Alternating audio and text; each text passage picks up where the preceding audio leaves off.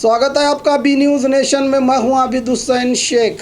1,61,000 का मावा जब्त, 2 आरोपी गिरफ्तार। बीजापुर जिला देवर हिप्परगी गांव के घर में गैर कानूनी मावा बनाने की सामग्री के साथ 2 आरोपियों को गिरफ्तार कर लिया गया है। जिला एसपी अनुपम अग्रवाल और राम अरसदी के मार्गदर्शन में जिला सीईएन विभाग के पीएसआई सुरेश बंडेगुंबल के नेतृत्व वाली टीम ने छापामारी करके मावा सामग्री 1,26,000 कीमत की 360 किलो सुपारी और 14,000 कीमत का 40 किलो तंबाकू मिश्रित 288 कीमत का 18 किलो चूना, इन सब की कुल कीमत लगाई जाए तो 1,61,420 बताई गई है। और स्थानीय 28 साल मुबारक बागबान और 22 साल दस्तगीर दफेदार को रंगे हाथों गिरफ्तार करके इस मामले को देवर हिप्परगी पुलिस थाने में दर्ज कर लिया गया है। अधिकारियों के इस काम की जिला एसपी ने प्रशंसा की है। और खबरों के लिए देखते रहिए बी न्यूज नेशन।